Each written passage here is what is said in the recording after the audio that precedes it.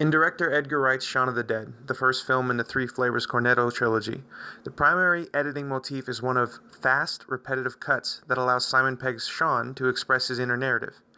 It is through this effective use of pace and editing that the film is able to establish its own unique voice, with which it tells the tale of an everyman who rises to an impossible situation and comes out victorious. The recurring motif of rapid and self-repeating edits is what allows us, the audience, to understand the world as Shaun sees it. The mind of a spaced-out daydreamer is rarely, if ever, linear. Shaun routinely phases out the world around him, and it is only when he comes face to rotting, undead face, with the possibility of his own demise, and that of his family and friends, does his own existence ever fully come into focus. Shaun is constantly bombarded with clues to the impending apocalypse, but, like most of modern humanity, is unable, or unwilling, to face the facts. This is where Wright's direction comes in. He is something of a directorial Johnny Appleseed, constantly seeding the audience's minds with clues about what is happening in Shaun's world. This is a well-used tool in Wright's arsenal, which he uses effectively to both keep the audience engaged, as well as a fun way to drop plot-progressing hints in his films. For instance, towards the beginning of the film, we see Shaun and his best mate Ed, played by Nick Frost, sitting in their favorite pub, the Winchester. While Ed attempts to cheer Shaun up about recently being dumped by his longtime and grossly underappreciated girlfriend Liz, Ed continues to rattle off a plan of seemingly unrelated activities meant to cheer Shaun up.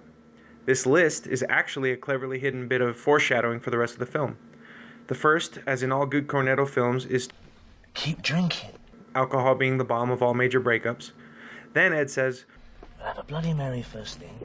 He is telling us that the first zombie the pair will encounter, in their garden of all places, will be the ex-human named Mary, who is actually the checkout girl from the film's opening credit montage, which is itself a critique of modern society and the zombification of the post-industrial revolution human, zombies being representative of humankind's fear of an uncertain future, much in the same vein as Charlie Chaplin's Modern Times pedestrian to sheep montage, which was set during the, you guessed it, Industrial Revolution. The second clue in Ed's monologue is the seemingly throwaway line, "Have a bite of the king's head," which is a direct reference to Shaun's much-despised stepfather Philip, getting his throat ripped out by the hoodie-wearing zombie during Shaun's botched rescue attempt at his mother's house. The next line, "Couple of the little princess," leads us to another of Shaun's well-intentioned but kind of crap rescue plans at Liz's house. Once inside the princess's flat, we meet the aforementioned couple. Then, stagger back here. Cut to the whole gang doing their best zombie impersonations as they literally stagger down the street on the way back to the Winchester. Then it's back at the bar for Shaun's. How's that for a slice of fried gold? Where the tumultuous final shootout between Shaun and an undead army of zombies ensues. Another good example of Wright's speed editing is the plan sequence in Shaun's flat. After dispatching Bloody Mary in their garden, Ed turns to the usually clueless Shaun, who suddenly has a clue. Everything from the low angle of the shot to Shaun's heroic pose and the rising ambient sound lend themselves to the momentum of the coming montage, all of which exists solely in Shaun's head.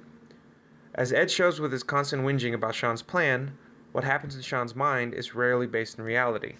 So when Shaun recites the final revision of the plan, take car, go to Mum's, kill Phil, grab Liz, go to the Winchester, have a nice cold pint, and wait for all this to blow over.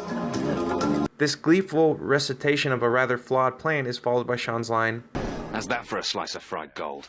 and Ed's emphatic, "Yeah, boy!" This just goes to show that Shaun is not prepared for when the plan inevitably goes wrong. For example, immediately following Shaun and Ed's awesome weapon clink, the TV news reporter tells them that it is vital that you stay in your homes, make no attempt to reach loved ones, and avoid all physical contact with the assailant. In other words, everything they do throughout the remainder of the movie.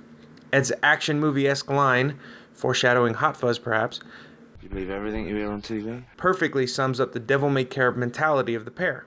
Regardless of the opinions of their group of friends or the seemingly insurmountable odds stacked against them, as long as the pair remains optimistic about the future, there is nothing they cannot overcome. Case in point, not even Ed dying and transitioning into a life as a zombie is enough to break up their friendship. A friendship which, quite literally, overcomes death. And it is through effective editing that Wright so successfully tells this timeless tale.